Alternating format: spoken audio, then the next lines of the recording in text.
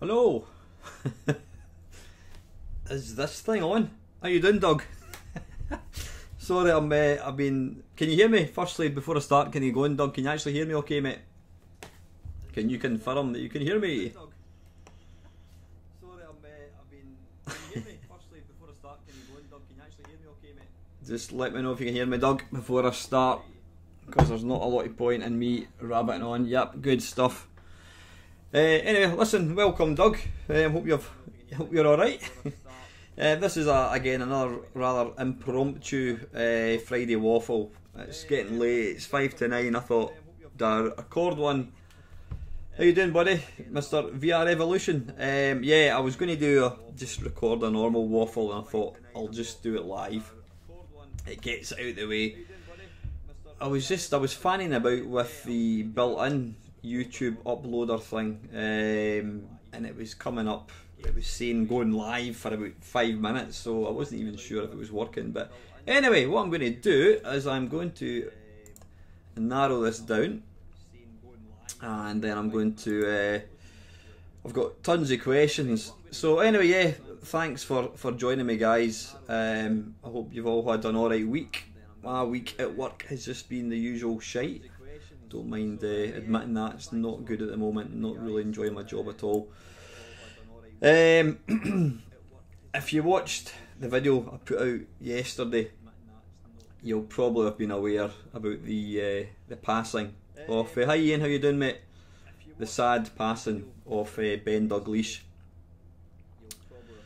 Yeah, it was a bit of a shock to a lot of people. I mean, Ben was only 53. From what I gather, I think it was lung cancer. I believe that was what caused his death. I know he was quite a heavy smoker, but you know, 53 is no age at all. And you know what? I mean, I'm 50. I'll be 51 on the 19th of October. Take a note. I'll be 51, so I'm only 2 years younger than the guy. And when you hear people the same age as you or younger dying, it really kind of hits home. It hits a chord. But you know what? It's we're now in that age group where it's all too common, and and that's why I try and live my life every day. I live it like it's my last. You've got to be happy, because you just never. I'm convinced there's an expiry date marked in the back of your head somewhere, but you just don't know what it is. So anyway, that's enough of the depression. Yeah, I says, gaming wise, I've been doing absolutely nothing at all. I've not played any games at all, other than the few videos that I've put together. So I'm just looking at the comments. VR, what are you saying here? In fairness, I think I would rather go in my 50s with a quick death than languishing in a nursing home in my 90s. Wearing adult nappies and drinking through a straw, or eating through a straw. You know what, you're absolutely right, although I'd prefer to hang on a wee bit longer than 50, because technically I would be dead last year. But I know exactly what you're saying. I think when the quality of life gets shit, then that's when you want to check out. Unfortunately, you can't euthanize yourself in this country, so there are people who just they've got no quality of life at all.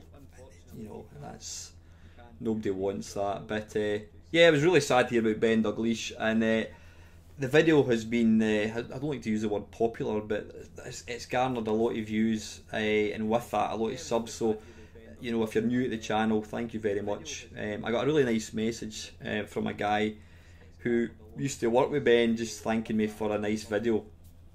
Well, you saw that. I don't know if you've watched the video. It was very basic, me talking for a couple of minutes and then just overlaying some photographs with some music. But so anyway, listen, what I'm going to do, I've got absolutely tons and tons of questions. I did ask for them last week, and you have not let me down. So let me see. Excuse me. Apologies about the crap light. I've got a light right up there, which makes me look extra bald. How you doing, wee Bob? Mr. Country Roadist, hello. Excuse me a wee second. Aye, it does make me, it kind of, I mean, although I'm not bald, I've got hair, it does kind of reflect, it does reflect quite badly. So anyway, let's just crack right on to questions. So kicking things off, now this was one a wee bit echoing the. Why is that echoing the audio? That's strange. That there shouldn't be. Turned down. The speakers are turned down. Actually, is that any better at all? Let's see how I can. I don't really want to mess about too much. Is that any better? My speakers are turned down, so I don't know why there's echo. Right. Anyway, I'm just gonna. That's strange. Why is that? So it's not any better. I'll try. Is that any better? Hello, hello, hello. There's a delay. Is it? I've just turned down. There's a button, a dial called gain. I've turned that down a wee bit. Is that better? I'll wait until you confirm. How you doing, Mr. Bleed Easy? Bleed Easy, even. Sorry, I've not got Neil tonight. He's otherwise engaged. It's always easier doing these live waffles when you've got somebody. You've got a co-pilot. Is that a wee bit easier? A wee bit better? Right, anyway, I'm just going to crack on. As long as you can hear me, it doesn't matter if my lips are out of sync. So, Panther UK, Chris posted this 2 weeks ago and I completely missed it. For the very next waffle, what do you think of some of the ridiculous prices of retro gear these days? A silver label badge logo C64 was sold this week for over 1800 quid because of the very low serial number. I'm like you, mate. I've got tons of ROMs and don't really need to own every physical copy. Has the world gone mad? You know what? I think there's always going to be people that will pay daft money for stuff. You know, you just have to look at. I mean, the best example is something like, you know, the Mona Lisa. Technically, you know, that is worthless. It's a piece of cloth, but people will pay like 40 million quid for it. Probably more than that. I don't know. I mean, I think there was a painting sold for something like 200 million last year. Just insane. And it's the same, you know, for computer games. There's always going to be people that want to say, oh look, I've got a low serial number. Me personally, I couldn't give a shit about it. I would much rather get a Commodore 64 for 20 quid as long as it works. But yeah, I think buying and selling stuff now, especially on eBay, is a thing of the past. I've not used eBay for a long time. It's just its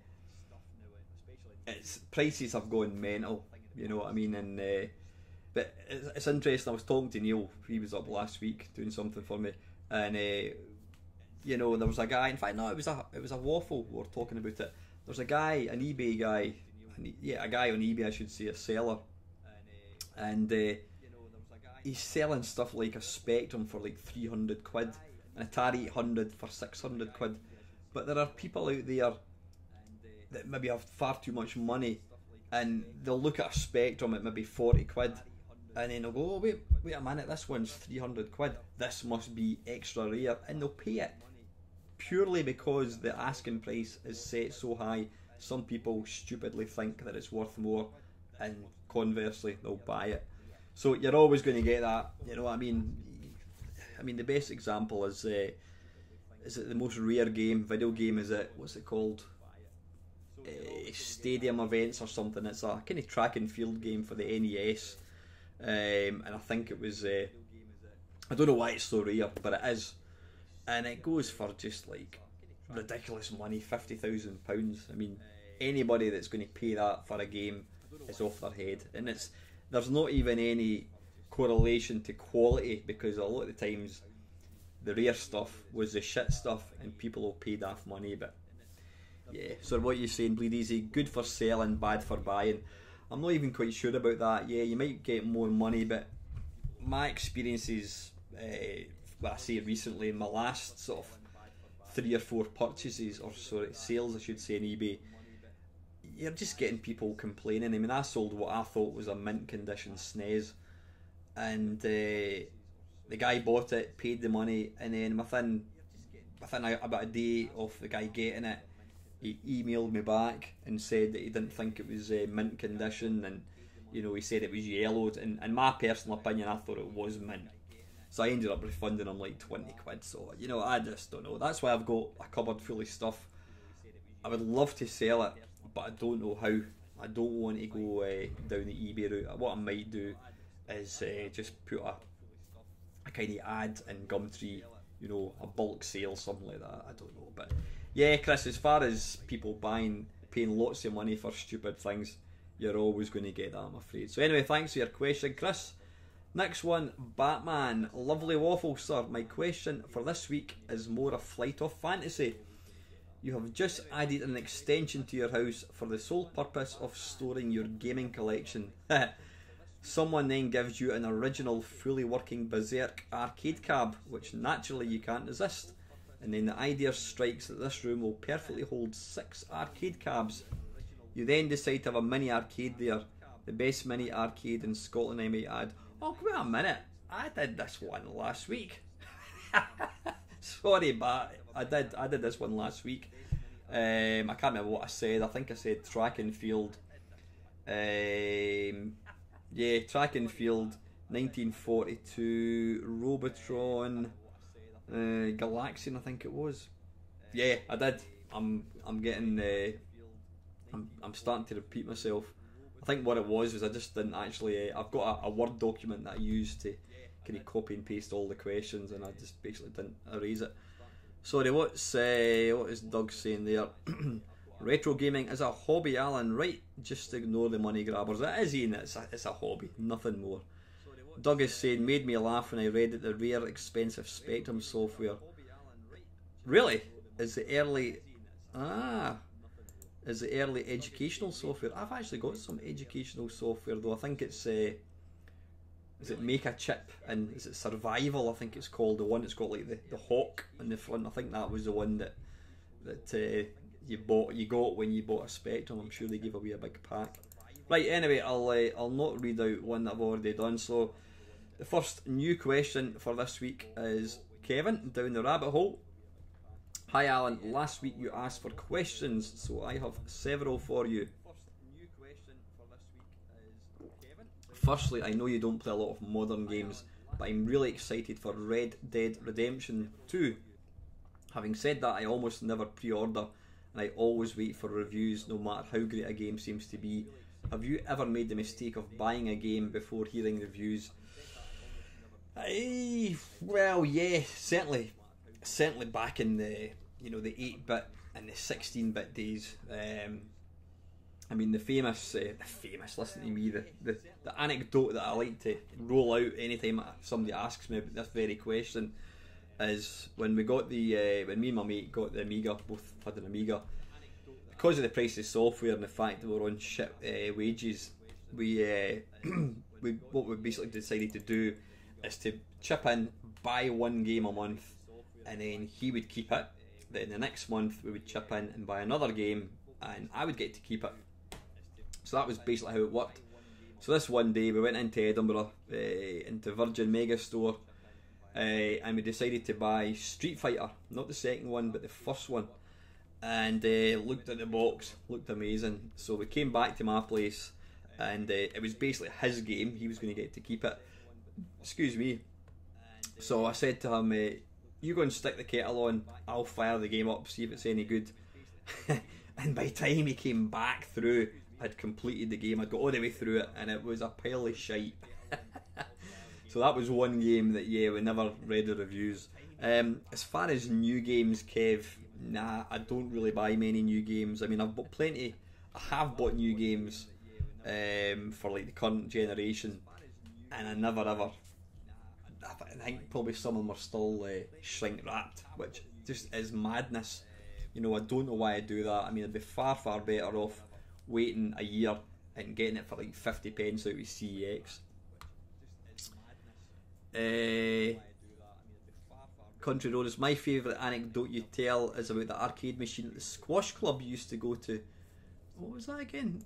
Yeah, I think, yeah, what you're talking about. Me and my two mates used to play squash, and yeah, we used to, there was a 1942 cab there, and when two of us were playing, the third person would basically play 1942, and we were that good at it we could basically, you know, have enough lives that whoever wasn't playing could run on and continue to play. So that's the very first time I actually got to play 1942. The Sports Centre was basically where I got to play all my arcade games. Living in central Scotland, there's just, you know, I wasn't next to any arcades at all. So let's see, that was the first bit. Secondly, from Kev, have you disliked a game but then played something else that opened your eyes, and then when you found you went back to the first game you actually liked it? Have you disliked a game but then played something else that opened your eyes, and then you found out when you went back to the first game that you actually liked it? I don't think so. Nah, I can't think, Kev. There's been plenty of games that I've played and thought I don't like this, and generally if I decide I don't like a game, then I very, very rarely will I go back to it. Nah, I don't think there's any. Thirdly, there's a new V-Rally game coming out. Have you ever played any of that series? Because there's one in the Game Boy Advance. Sorry, the one in the Game Boy Advance is really excellent. V-Rally, I'm sure I played that on the PlayStation, the original PlayStation. Again, I was never really a big fan. I always liked the idea of rally games, you know, what's not to like. I mean, I liked Sega Rally, but having a PlayStation, Sega Rally was also in the Saturn, so I had to make do with, was it Colin McRae's Rally, I think it was, and then this V-Rally. Game Boy Advance, have I played it? I might have played it.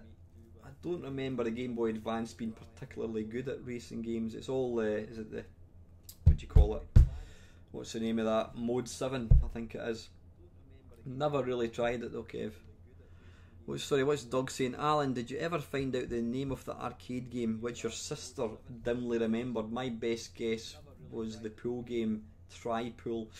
No, you know what, Doug? I was talking to my sister. My sister was actually up at the house a couple of weekends ago, and we're talking about that. I said I was really surprised that nobody could come up with a game, but she said it had like pool balls, and to me, I personally think it was one of these kind of bootleg games. It's probably just been butchered together. It's like a Frankenstein of video games. Try Pool. She said it wasn't. I think she said there was pool balls in it, but you shot things. I don't think she said it was an actual pool game as such. I personally think she must have been drunk or something when she imagined it. But yeah, the rugby club, that's where I used to play a lot of games as well, but I don't remember the one that she was talking about. And I did ask, I posted it on Facebook, I think I mentioned it in a video, and absolutely nobody at all could think of the game. My sister was up in my old house 6 months ago, and I sat her down in front of Mame with the screenshots, and we went through every single game, and she couldn't find anything at all. Got 15 people watching, fantastic. Apologies about not announcing that I'm going to do a live stream. I just decided, I thought I'll do it. You know, I was going to sort of pre-record one, and then I thought it's easier just to do a live one. That Donkey Kong marquee, it actually came from the Play event in Glasgow. I've got a Pac-Man, or Pac-Man Plus it's called, and I've also got an Asteroids one. It's kind of like a sort of vinyl. I mean, up close you can see it's kind of been printed off, but it looks not bad. It looks alright.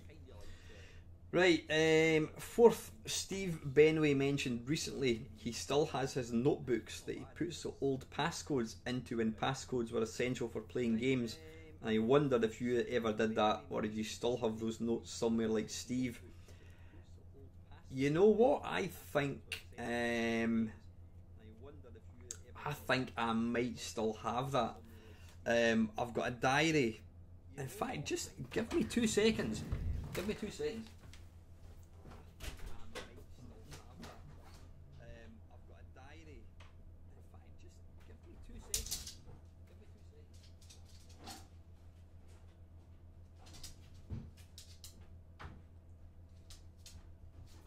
Right, get in. What are you jumping out for? Right, come on, up in the suite. Hurry up, hop. Archie, jump. Jump. Right, come on. Every time I come out, the bloody dog follows me.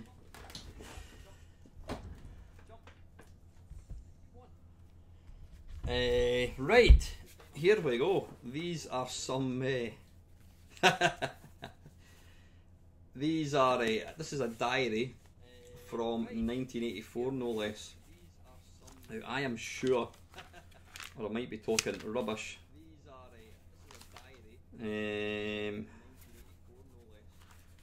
I'm sure I wrote down high scores in this. I may be talking bollocks.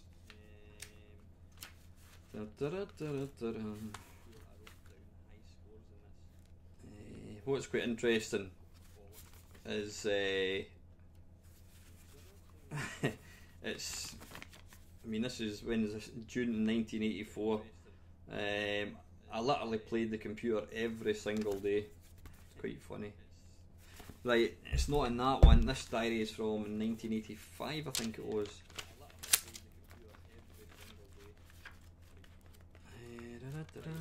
I certainly did keep scores, but you know what? It might not be. It might not be these.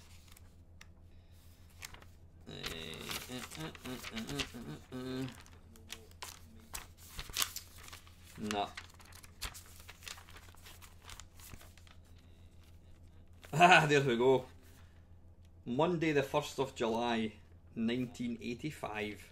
Was it 1985? Yeah, 1985. Yeah, Monday the 1st of July, 1985.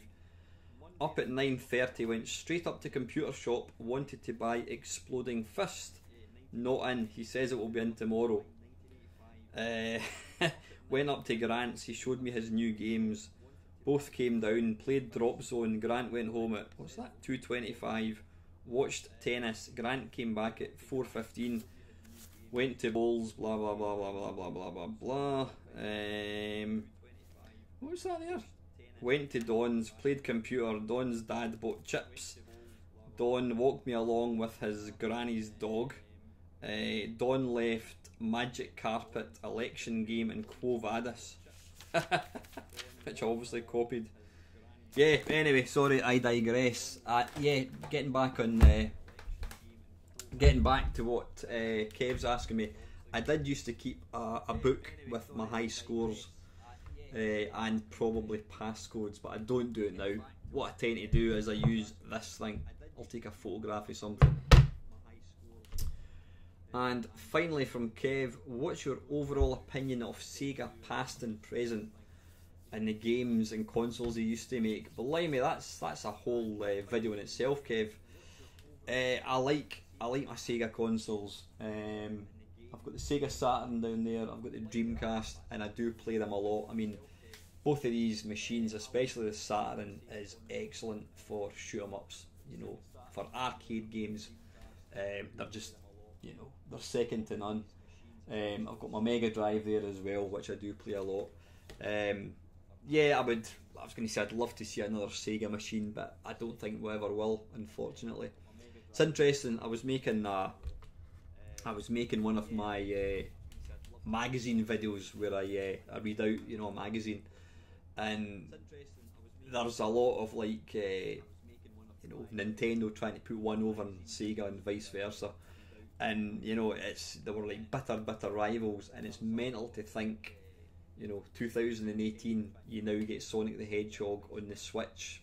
You know, it's insane. You know, I think there's even been video games with, what do you call it, Mario and Sonic. Is it Mario and Sonic at the Olympics? You know, who would have thought it? You know, crazy. But yeah, Sega made some awesome machines. Like I said, the Saturn and the Dreamcast are two of my favourite consoles. Love them to bits. So anyway, Kev, thank you very, very much. Have we got any questions? I don't know if there's any questions down here. Strangely, the window is really, really small. Right, anyway, listen, I've got plenty of questions here to crack on with. Right, next up we have Accessible Gaming. Number 1, Desert Island Gaming, 1970s. What 8 games? 1970s? What do you mean? I didn't play video games in the 1970s. What 8 games, luxury item and book would you take? Sorry, Desert Island Gaming, 1970. What 8 games? Well, I didn't have any electronic games I'm presuming you're talking about board games, possibly. I suppose the only games I did have from the 70s would be the sort of or not LCD, you know, your Astro Wars and that kind of stuff. Luxury item and book would you take? Oh, bloody hell. From the 70s? I can't even remember what I had for my tea tonight, never mind what I did in 1970. Luxury item, what luxury item would I take for the 70s? Christ, there wasn't any luxury in the 70s. I mean, you had the TV that you had to switch on and you actually had to wait to warm up before you got a picture.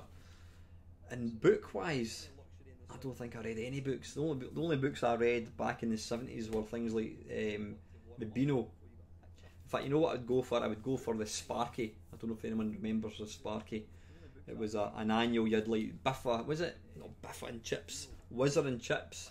You had the Dandy, you had the Beano, but there was one called the Sparky. I can't remember any of the characters in it, but I do remember that was my favourite one. So that would be the book that I would take from the 1970s. But gaming wise, I can't really think of anything.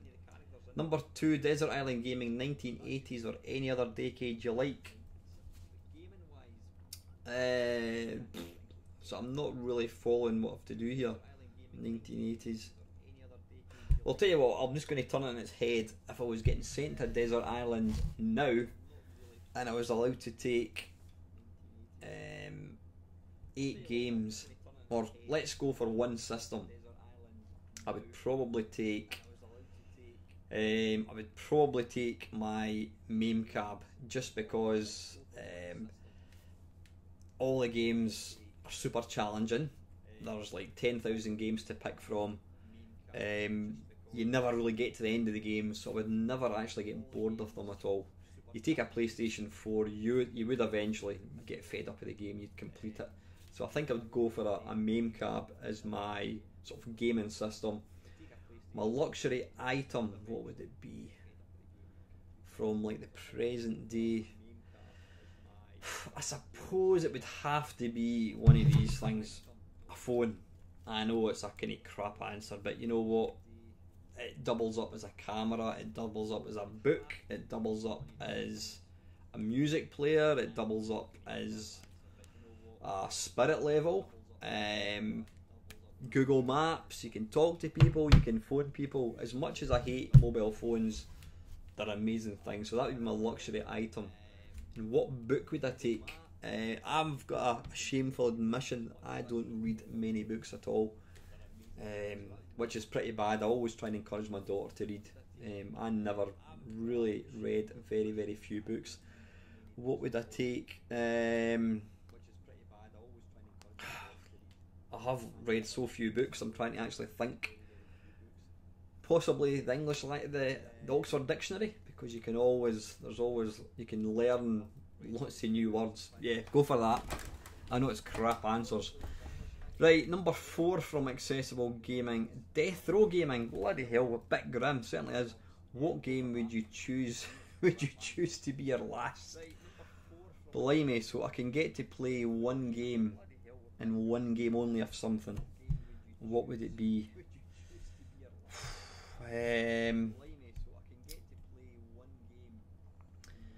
Presumably I get to play it, I don't die until I've finished the game, but then there's not any game that I'm particularly good at that it would actually prolong my life. What would it be? It would probably have to be Berserk. I'm going to go with Berserk, yeah. Right, number 5. Let me just have a wee drink of my stone cold tea.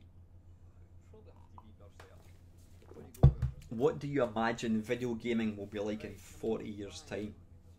Now that's actually makes me sadder than the last one, because in 40 years' time I will 100% be dead. What's it going to be like in 40 years? I think it's all going to be, you're not going to buy games per se. I don't think you're not going to download them. You're not going to have cartridges or discs or CDs. I think you'll find it'll be It'll just be, you know, some sort of device in your living room or whatever, and it's going to be like a Netflix of video games. You basically just pick a game, scroll through the list of the library. I want to play Grand Theft Auto 5, boom, and you know, broadband. Well, it's not going to be broadband. Internet will be something like 1,000 gig a second. So streaming is not going to be an issue. I think it's all going to be streaming games. I mean, you've got that now. But yeah, I think that's the way it's going to go.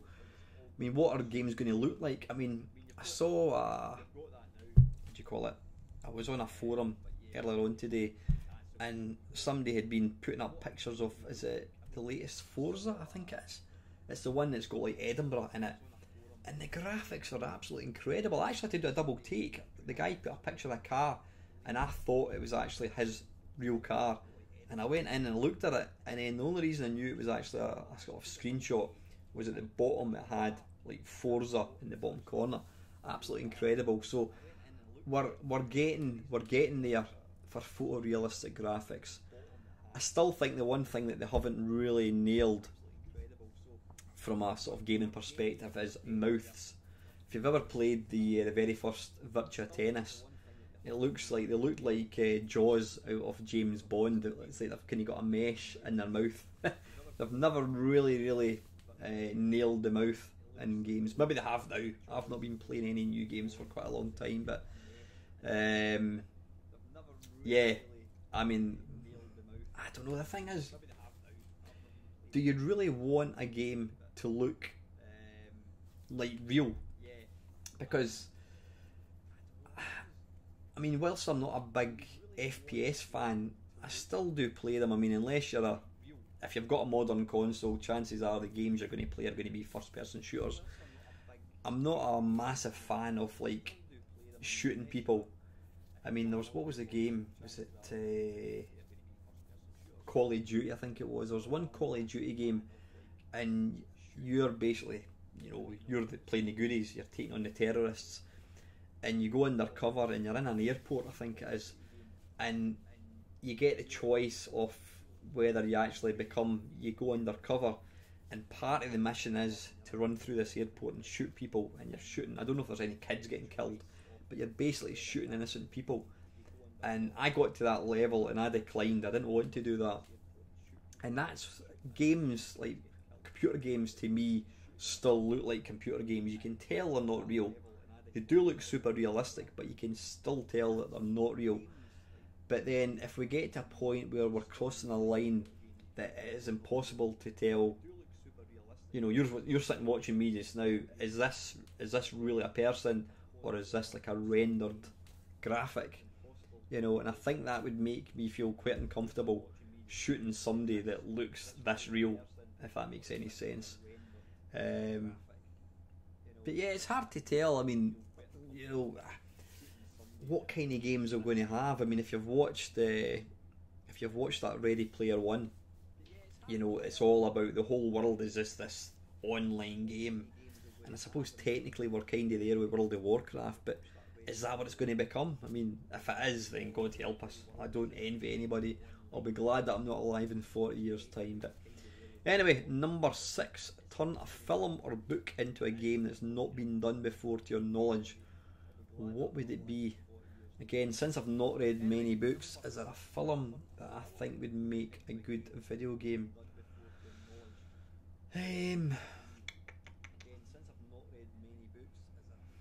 See, the thing for me, I mean, games and films are two completely different things. A film is an hour and a half, and you want to be able to suspend real life and be entertained for an hour and a half. A game, you want a bit more to it. But is there anything? I'm just trying to think.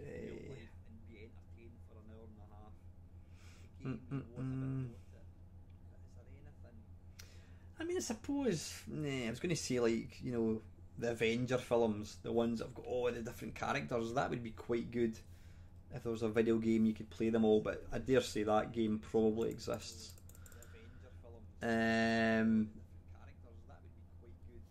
Aye, I don't know. I'm just trying to think. I mean, like I says, films are generally they're made an hour and a half, 2 hours to entertain you for that section of time. And as we've found in the past, games very rarely transfer across successfully into films, and vice versa. I'm not a big fan. I'm not a big fan of like film tie-ins. I mean, Ocean were massive. You know, you had all your what did they have? Hudson Hawk, your Batman, your Robocop. I can't think of any game offhand that I would say, or a film offhand that would turn into a good game. So I'm just looking at some of the comments. Oh, there's Neil. How you doing, Neil? You should be in here, mate. I thought you were away down. Were you not going down to Galashiels tonight? I thought you were. That's why you're not in here. Let's see here.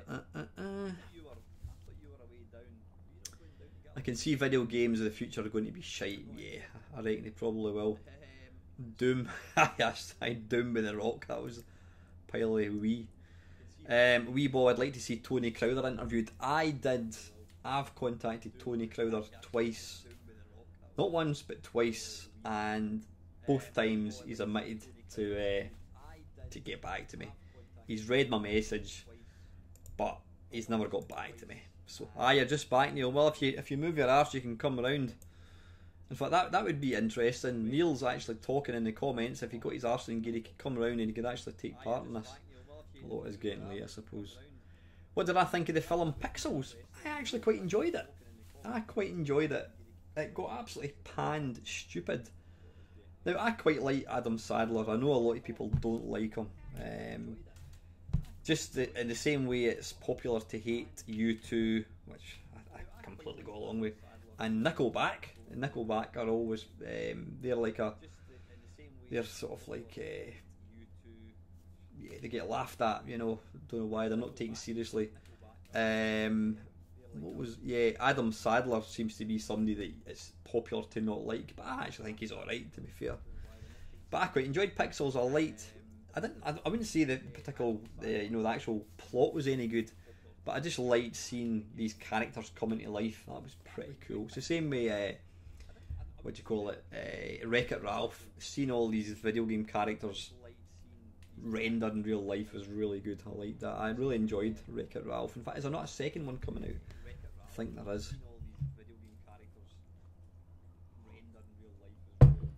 Right, okay, number 8. If you were tasked with creating a retro current amusement arcade, no limits, what might it be like? Oh, bloody hell.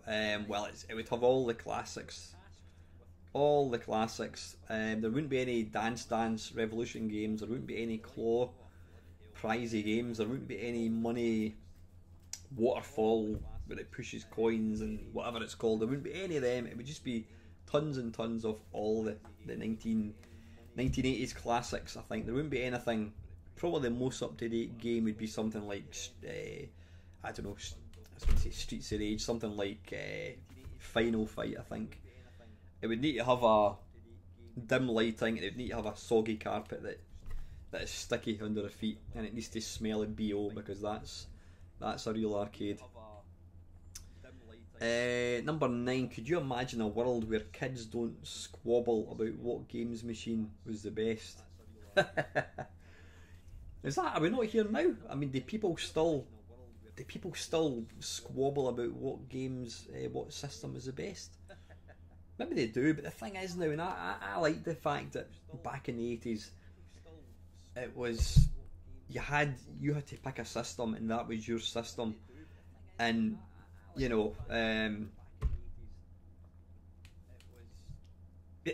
what made the hobby interesting was the fact that you had to, you knew that your computer had better sound in the Spectrum, and you knew it had maybe better graphics, but then there was also games that were in the Spectrum that I couldn't play because I had a Commodore 64. So I liked the fact that there was this. It kept things interesting. Nowadays, I could put a screenshot up of Call of Duty, and I would guarantee that you wouldn't be able to tell me whether it was a PC, PlayStation 4 or Xbox. They're all the same now. The kids still squabble about what game is better, what system is better. Maybe they do, I don't know. Oh, and number 10, name 10 games that made your jaw drop when you saw them for whatever reason. Space Harrier for obvious reasons, Outrun, Arkanoid on the Atari ST, I'm like, wow. Screenshots of International Karate on the Atari ST made my jaw drop. Seen a review of Marble Madness in this computer magazine on the Amiga. That was incredible. I mean, I was playing the Commodore 64 and here was this fantastic arcade conversion. It just looked like the arcade. It was incredible. Street Fighter 2 on the SNES. Mario Kart on the SNES. That was a bit of a jaw-dropping moment. Don't know how many games that is I've named. I don't know, maybe 8 or 9. Anything else? Doom. Can't forget Doom. Seeing Doom for the first time was amazing. Absolutely amazing. How are we doing for time? I don't actually know how long I've been watching it. Anyway, listen, thank you. I've got 19 people watching. Thanks for tuning in. This is a impromptu.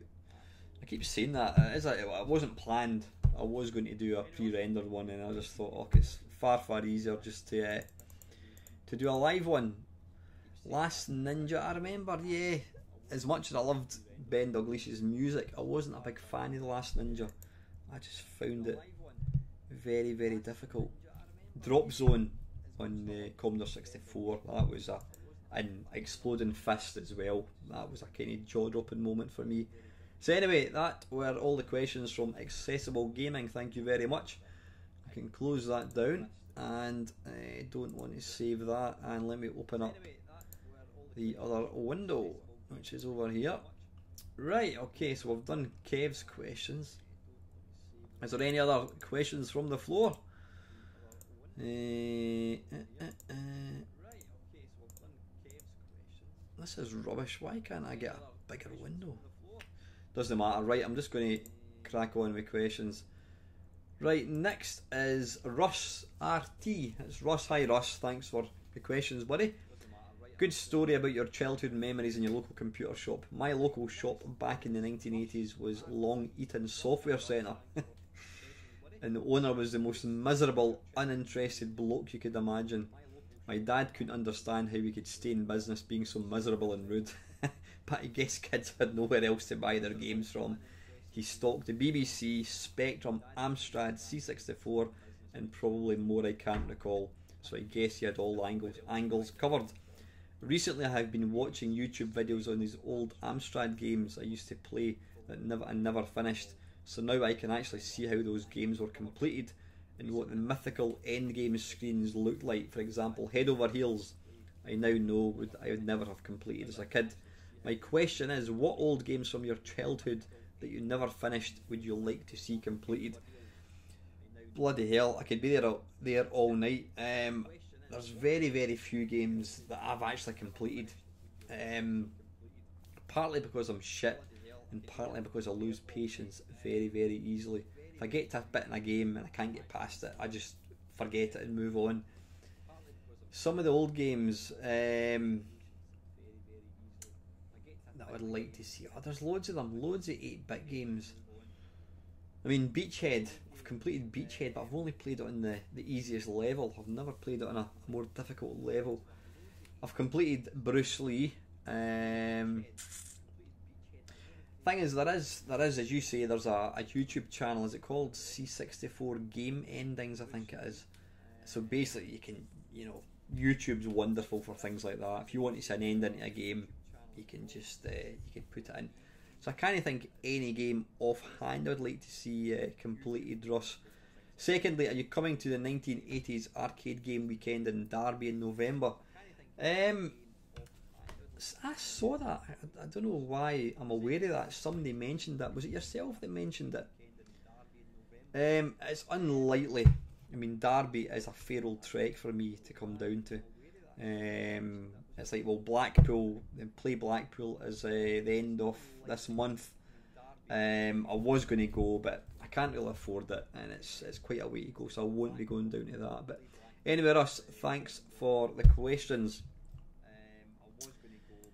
I'm just looking through here, but I don't think that Craig's not asking any questions.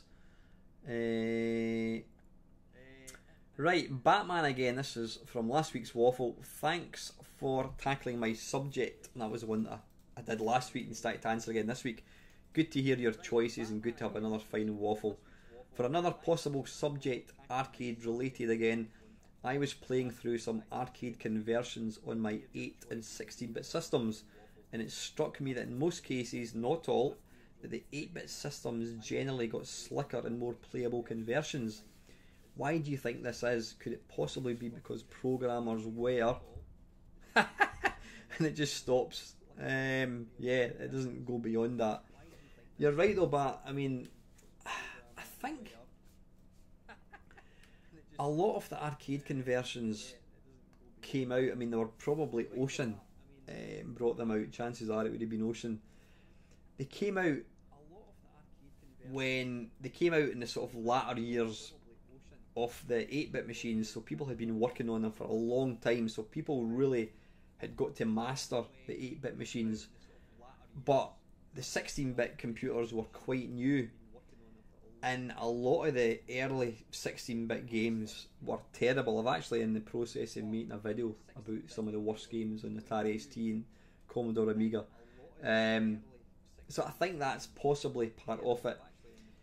When the 16-bit machines came out, companies thought that they could just put some fancy graphics in, stick a pre-rendered, sampled guitar, and people are going to buy it. And we did, because we thought, oh, that looks amazing. But when you actually scratch the surface, you'll realise that the game's actually shit. There's no gameplay at all. So from that aspect, I think that's probably a good, you know, that was quite a... that had something to do with it. I mean, one of the games, or two of the games that I can think of, where the 8-bit versions were much better, it would be, what do you call it, Chase HQ. I mean, Chase HQ in the Spectrum and Amstrad is the dog's bollocks. It really is. And then the other racing game is Buggy Boy on Commodore 64. Yeah, it doesn't look, graphically wise, it doesn't look like much, but it plays really well. And it's definitely the best version of Buggy Boy that I can think of anyway. So, great question, Bat. Thank you very much.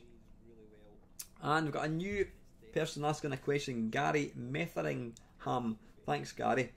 Hi, here's a question for your Waffle. What's your views on emulation of hardware from computers through to emulated accessories and peripherals to improve or replace peripherals? So let me just read that again. Emulation of hardware from computers through to emulated accessories. Do you mean like things like the Wii remote? You know, you could point and, you know, move the cursor. Are you talking about how that's been emulated? I mean, I'm not, although I'm into emulation, I don't, the newest system that I'll actually play in an emulator would be something like a Commodore Amiga. I'm not really interested in playing disc-based games for two reasons. One, my computer's not particularly powerful, although I could play like the PlayStation on it. But the big thing for me is the games. The games are maybe 700 meg in size, so to have lots of ROMs or game images on your computer would take up all the space. So I generally don't play any really kind of old systems, you know, emulation wise. But yeah, I know, you know, I've watched videos. The, what do you call it? I mean, you can emulate the DS with the two screens, which is quite clever. And obviously, like I said, you've got the Nintendo Wii, you've got the, you know, the Wii remote, and they've managed to kind of emulate that. But emulation is great. It is great to a point, but where I feel emulation falls down is in the controls. I mean, I'm not a fan of the N64, as I've made public quite a few times. And excuse me, the controller, which I always thought wasn't a good controller, I know some people love it. It just, to me, the games don't translate very well using an Xbox 360 controller. The games were written for the controllers, and if you're not using the correct controller, I just don't think it really stands up.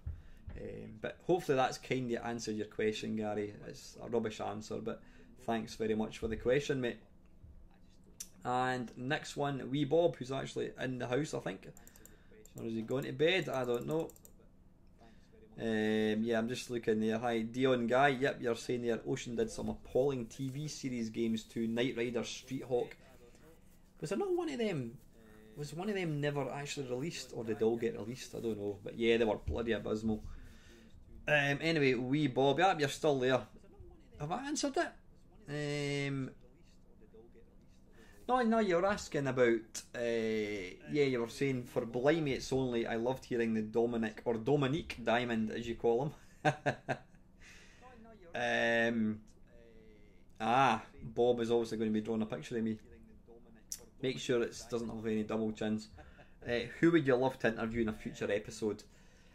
Anybody that's not aware of what wee Bob's talking about, I've got a feature, or a playlist, whatever you want to call it, called Blimey It's Only, and it's basically where I interview people who have been involved in the computer industry in some shape or form. Some are quite famous, some are not quite so famous.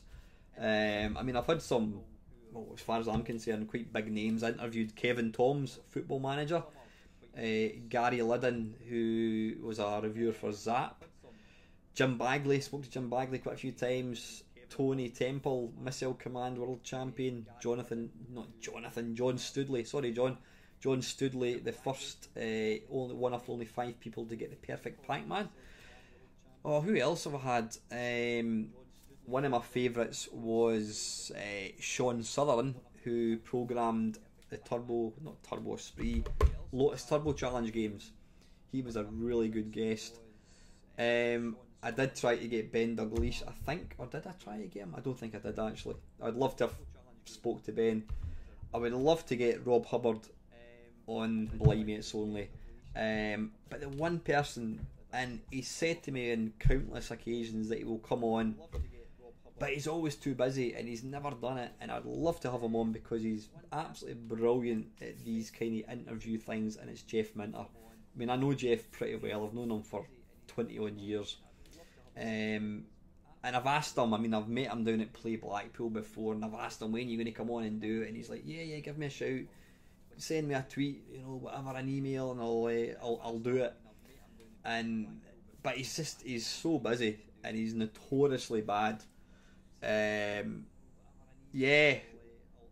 Sorry, what's I'm kind of jumping into Ian's. What's Hi, Oaks. Sorry, mate. Yeah, I don't. Yeah, I really should give some notes. I wasn't intending to do a live waffle, and then I just decided. I thought it's getting late. I couldn't be arsed re-recording one and then having to upload it, and then by that point it's going to be late and it's going to be tomorrow. But yeah, Jeff Minter, I would love to get Jeff on. He's said to me quite a few times he's going to do it, and he never does. I've not done a Blimey It's Only for a long time, but yeah, so Jeff Minter would probably be the person I would love to have on. I'd like John Hare as well, Tony Crowther, and there's some more kind of obscure people. Some of the guys that, like, dare I say, what's the name of the guy that started up, the guy that programmed China Miner, is it Ian Gray, I think it is? I would love to have him on so I can tell him what a shit game it is. Yeah. Right, Ben Dust, lovely name. For the Friday Waffle, now that Sony are jumping on the retro bandwagon with the PS Mini, does this mean we could see more ROM sites taking a hit, as there now seems to be some value to rights on old games previously thought to be worthless? Yeah, I think that's going to happen, Ben, without a shadow of doubt. I mean, I wouldn't say what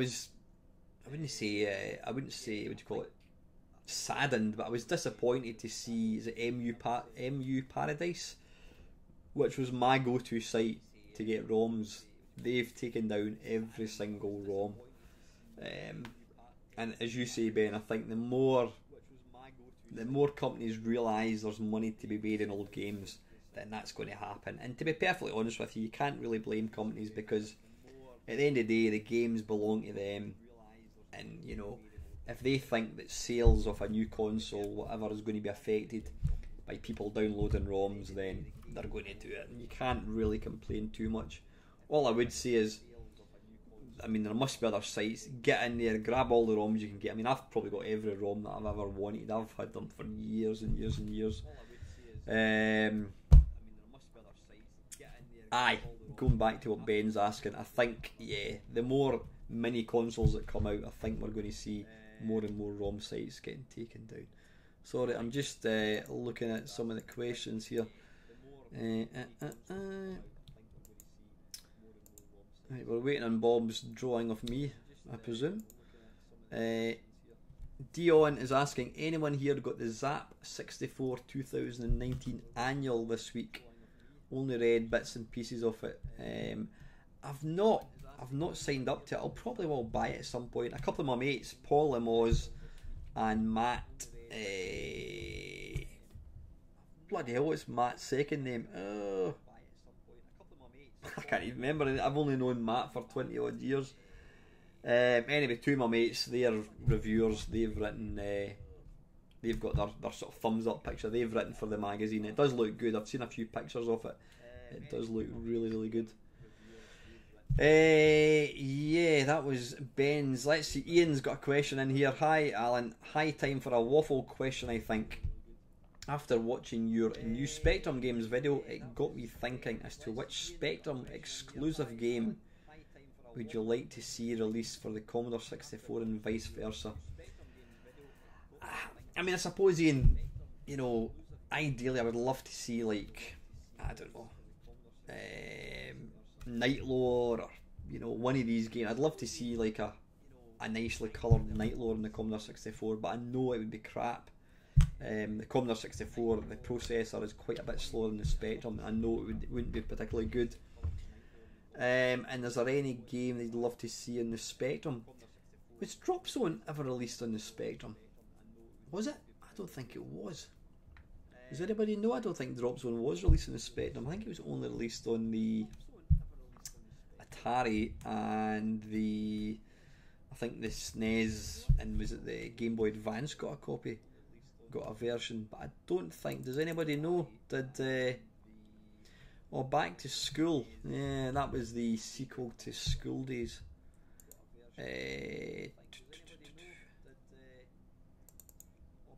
I don't think Drop Zone did get released in the Spectrum. I mean, obviously it was programmed by Archer McLean. I don't think he wasn't really a Spectrum person, I don't think. Yeah, it'd be interesting to see, you know, Spectrum Drop Zone. I mean, Uridium was ported to the Spectrum, but to me, I'm not a big fan of Uridium. I think it's too difficult, but on the C64 it just looks incredible, and then you play it in the Spectrum and it's just lost, it's completely lost the appeal. The whole thing for Uridium for me was the super fast graphics, silky smooth scrolling, the sound effects, and then you go to a black and white Spectrum and it's like, nah. But the games that were really good in the Spectrum used the strengths of that system, and the same with the C64. I mean, like things like what do you call it, Chase HQ in the Spectrum is an incredible game, and in the same game on the C64 is bloody awful. So yeah, thanks for your question, Ian. And let's see, we've got one here. Sorry, was I slagging off the Spectrum here? You leave my Spectrum alone. I love the Spectrum. I've got to say, I absolutely love the Spectrum. I would still pick the C64. If I had to have on one machine, you know, Spectrum or Commodore 64, it would have to be the C64, just because I've got the nostalgia. But I love the Spectrum. I mean, I've got quite a few Spectrums. Yeah. And yet at the time I thought the Spectrum was like a toy. I just thought it looked rubbish. But love my Spectrum now. And right, let's go. Where are we now? That was Ian's question. Thanks, Ian. Right, next one by a chap called Thank God That My Name's Not Todd. For the next Waffle, my question is, what are some arcade games you would have liked to have been ported to various microcomputers particularly the Commodore 64 and or consoles that never were or had very few ports. Games that I would love to have seen in the home computers. That's a really good question. See, this question is slightly hard for me to answer, because back in the day, as I keep saying, I lived in central Scotland. I never really got to play, what do you call it, arcade games. So I wasn't aware of them. I wasn't really aware of many arcade games, so I couldn't really say, oh, I'd love to see a game on the C64. However, now through the wonders of MAME, I've got access to all these original games, stuff like Slap Fight, Robotron. I'd never played Robotron until I got MAME. All these games I can now play at arcade. So would I want to play, I don't know, Slap Fight? Well, I know Slap Fight's a bad example, but what I'm trying to say is, would I rather play a Commodore 64 port of a game, or would I rather play the arcade? Probably rather play the arcade. But I'm just trying to think of any game back in the day that I always wanted to see. One game that never really got ported authentically, or at least didn't do it justice, was Track and Field. Yeah, you had Daley Thompson's Decathlon, but it wasn't Track and Field. It tried to look, especially Commodore 64, when it did try to look like Track and Field, but it was rubbish. You know, Daley Thompson's Decathlon in the Commodore 64 isn't a good game. I stand by that. I did play it a lot back in the day, but it's compared to the Spectrum one, it doesn't play particularly well. The amount you waggle your joystick doesn't seem to transfer accurately across to how fast he runs. There was a version of Track and Field released by Konami, and I think it was only in the US, and it played pretty well, but it was way too easy, and the graphics were just so blocky. I mean, imagine that an absolutely amazing conversion of Hypersports. So I'd love to have had a really good version. They could have probably done an arcade perfect version of Track and Field. I would love to see, if anybody is watching this video, programs on the C64, I would absolutely kill to see an arcade authentic version of Track and Field. Love to see that. There wasn't any real, one of the very first arcade games, and it never had a good version on the Commodore 64 that I can think of, and that was Space Invaders or Galaxian. Yeah, there was kind of versions of it, but none really good. But probably the most realistic or the best conversion of Space Invaders on the Commodore 64 was the one, what was it called? It was the Arcade Classics. It was a $1.99 Firebird software collection, and it had Space Invaders, Snake, and Asteroids, and it was about the only version of Space Invaders that I actually got to play in the Commodore 64, and it wasn't bad, but there certainly was not a good version. Even now, I don't think there's a good version of Space Invaders on the Commodore 64. In the same way, let's call it Galaxian. There was a few kind of bootleg versions of it, but not a particularly good one. So yeah, go for these. So anyway, thank you very much. Thank God my name's not Todd. And next up, how are we doing for time? Right, I don't know if I'm going to actually finish all these, because I've got so many questions this week, which is fantastic. I've got no idea how long I've been making this video for either. It's almost 10 o'clock. I might do another 10-15 minutes, guys. But thanks to everybody that's kindly tuned in. Right, here's Ian asking another. Sorry, in fact, I'll just go down a wee bit. Ox is saying he took the plunge and bought. Wait a wee second. Right, okay. Wait a minute. Sorry, Ox took the plunge and bought a Sega Mega Drive 1 off eBay this week for the grand price of £16. Bargain. One of the few consoles that can still be had for peanuts, and EverDrive cartridges are cheap for these. Yeah, that's a 16 quid. It's fantastic. You want the original EverDrive. You want the original Mega Drive. That's what I've got. That's a really good deal you've got there. You'll have a lot of fun with that. VR Evolution is saying the best cheapo game for $1.99 on the Commodore 64. Sorry guys, this window is tiny. I wonder if I maybe make... Hang on a second. And that just makes that... I'm trying to see if I can maximise... No, I've got no idea how this works. The chat window is really wee, so virtually when I click on the down arrow it kind of disappears.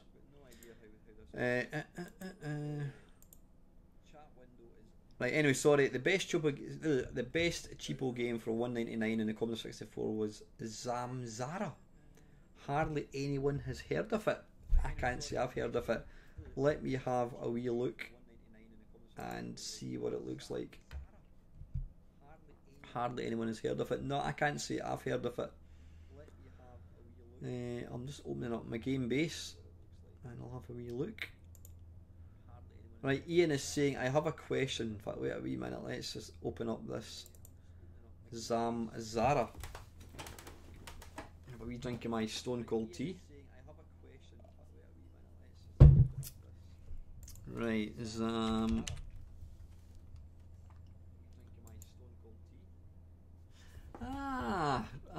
I think I have seen this. Yeah, it's kind of like a... It looks like you play the part of, is it a predator? Actually, the screenshot looks like the Elephant Man. Interesting. It came out in 1989. Blimey, I was playing the Commodore Amiga at that point. And it was released by Racket by Hewson, which was it was basically their budget label. And it was coded by Duka Tapaninamaka. Ooh. Excuse me.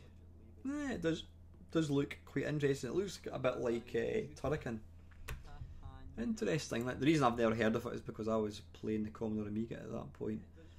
Right, what's Ian saying here? I have a question for all you players and warriors. Which is the superior CPU, the Z80 or the MOS 6502? I would love to hear your responses and all the viewers too. Well, I think the Commodore 64 was the 6502, the Spectrum and Amstrad, and also the MSX, I think it was the Z80. From what I gather, I think the Z80 was a faster processor. So from that point of view, I'd probably say the Z80 was a better processor or a superior CPU, but I'm not technical at all. There's probably a million reasons why the 6502 is actually better, but I don't really know. Alright, you're all talking about the computer chips. Right, let's do a couple more questions. I've got one here from Tony I'll put my teeth back in again. Silver Retro Collector. Thanks, Tony. Another fantastic Friday waffle on, my friend. Good to see you back on YouTube. Well, it's good to be back, Tony. Thank you. Number one, would you get the NES Mini Classic console now that it's come down in price?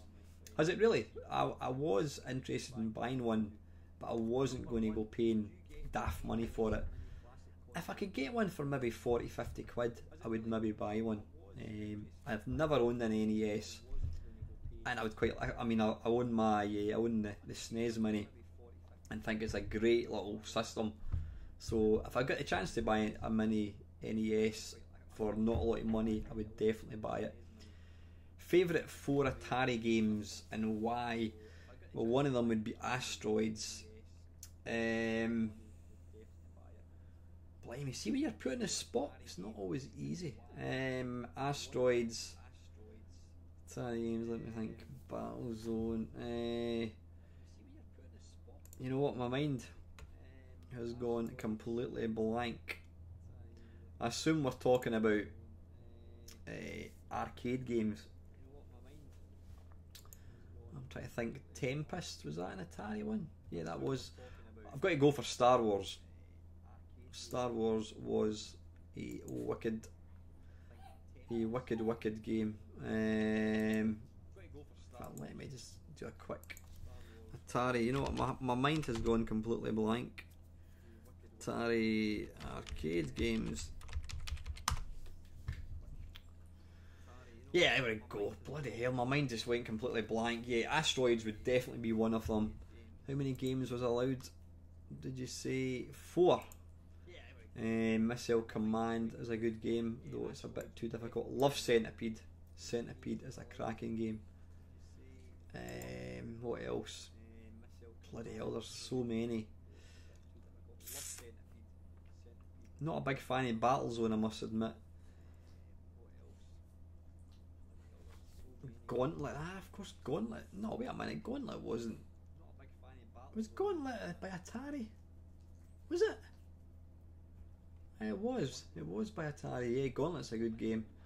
It's going to be Star Wars, Asteroids.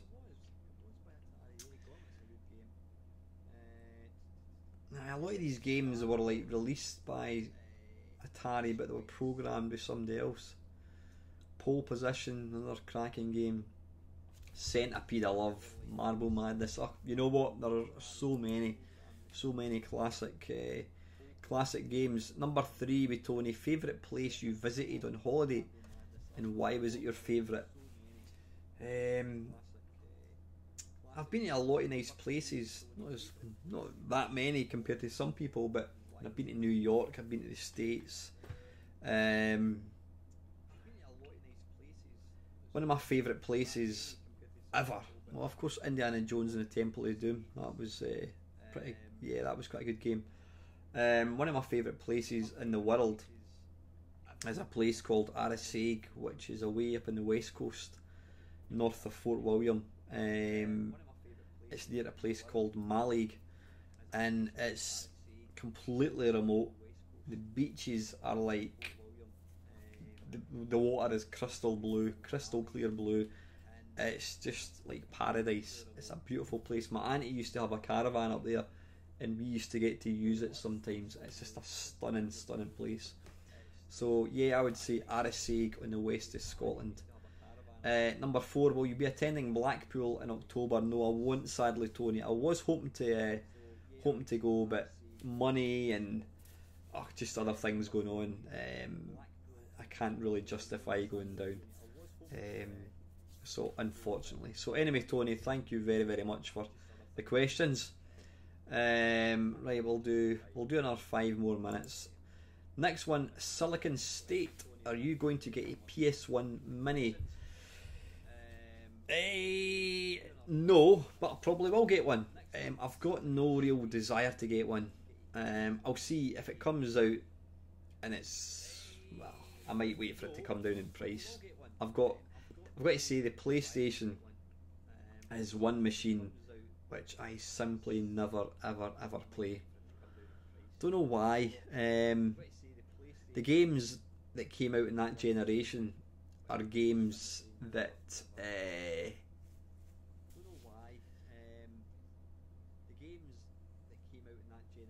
the games that I would want to play from that generation were generally arcade games, shoot 'em ups, and for that reason I would always pick the Sega Saturn.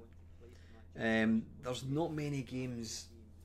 I did play the PlayStation a lot, but I had a lot of copied games, and because of that I ended up not really playing it all that often. So I don't have a lot of love for the PlayStation, which I know probably a lot of people are thinking that's terrible. I don't know, I just think, the PlayStation was one of the first consoles to kind of adopt 3D graphics, and it was mind-blowing, when you first saw Tekken and Tomb Raider, but I don't think they've aged well at all. You try and play the first Tomb Raider, and it's super clunky, and even the graphics look completely shit. So yeah, I'm not a big fan of the PlayStation, I must admit. So am I going to buy a PlayStation Mini? Probably not. Number 2, do you use RetroBrite to de-yellow old machines? Nah, not interested. If it was a simple case of spraying something on and then getting a cloth and rubbing it off, then I'd probably do it. But from what I gather, you need to buy bleach and you need lights, and there's a lot of fanning about with it. And at the end of the day, a machine, as long as it still works, I'm not really bothered whether it's yellow or whatever, you know, as long as it works. So I'm not a retrobrite person at all. Number 3, do you have any wee hardware project mods on the go? Not at all. I don't have anything like that at all. Don't have any time to do anything like that, and I'm also one of the most technically unaccomplished people you could ever meet. I'm like a baboon wearing boxing gloves. Completely crap when it comes to stuff like that. You're just saying that you watched the Binatone video, he liked it, even the whole tuning process. It's interesting. I mean, that Neil and I did a video last week trying to play a Binatone TV game, and we couldn't get it tuned in at all. I think the actual ding, yeah, retrobite my teeth, I could use that. That we couldn't get it tuned. I think it's the actual unit that was faulty, and it was like the worst video you could ever actually watch. The quality was shockeroony, but people seem to enjoy the laugh we actually had trying to get the damn thing tuned. Sorry, I'm looking up there. Was it VR Evolution? Do my question. You need the help. Let's scroll down. VR Evolution. Right, okay, here we go. Right, I'm going to read this one out. Hi, I watched your Friday Waffle. I have a question. It's probably something you haven't been asked before, and I'm hoping I can get some help from either yourself or some of your viewers. I'm planning on selling up and moving to New Zealand. Nice. I wish I was going to New Zealand. I'd love to move out there, but I'm too old now. I have a fairly large gaming collection which mostly spans original Xbox, Xbox 360 and current gen, along with a smattering of Nintendo. There are roughly 1,000 titles, and if I'm entirely honest, I've stopped owning them and they own me now. They have to go. How would you suggest moving them on as easy as possible? There's a part of me that feels as though there would be a great deal of relief in donating them. Thoughts? I'm in Inverkeithing, by the way, if you want to pick up a few limited edition titles that might take your fancy. That's very, very kind of you, by the way. I'm kind in the same boat, not to move to New Zealand, but I've got a lot of stuff that's basically taking up space, and I'd love to get rid of it. I mean, there's kind of 3 ways to do it. You can go onto eBay and you can go through all the shite, you know, people putting bids in and then not paying, and then you've got the whole rigmarole of posting stuff. You could do that. You could go on Gumtree, which I would probably recommend over eBay. You know, you get somebody local coming to take stuff off your hands, or you could, and this is what I've thought about, is just having a look at all the games, putting a rough price on them, and then saying, right, you know, 1,000 games, I don't know, 2,000 quid, something like that. Think about what you want for them. That's what I'm probably going to do with some of my old systems, because I really can't be arsed putting them onto Gumtree, not into Gumtree, I can't be arsed selling them on eBay. You know, you send something off, you've got to find the bloody camera, you've got to, not the camera, so I'm just looking at a comment there, you've got to find the packaging, a box, you've got to get bubble wrap and sellotape, and then by the time you take the fees off, you've made like 30 quid. It's like, what was the point of that? I would be inclined to suggest you go on Gumtree and buy it in bulk, something like that, because you are going to get, there's going to be people who've got computer shops who will gladly take it off your hands. That's probably the easiest way to do it. It's probably the way you're going to make the least amount of money. The third one, which you did mention, and I kind of go along with that, is donating them. You know, if you're not desperately stuck for money, then you could donate them. You know, I'm not saying you give them to like a gamer, but you could donate them to charity, or else you could, I don't know, you could take them into the into one of the Heart Foundation or cancer research shops. They would you know, gladly take them off your hands. Anyway, listen, lucky bugger moving to New Zealand. That would be awesome. Yeah, good luck with that. When he actually sort of intending to go, presumably sooner rather than later. But yeah, it's interesting you're saying there that you own 1,000 games and they own you rather than you owning them.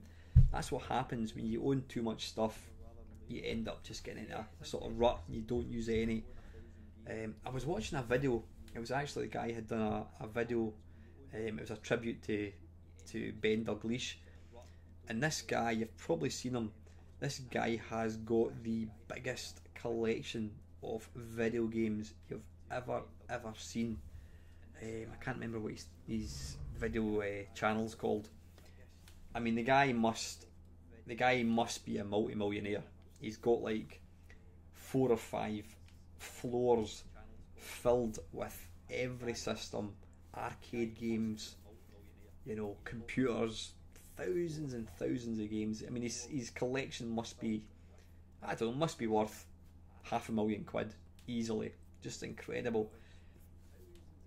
But when you own so much like that, you just simply don't use anything, and that's what I've been like. It's not so bad now. I've kind of, you know, I have kind of reduced my collection a wee bit. I've got far less in here now, which I do play.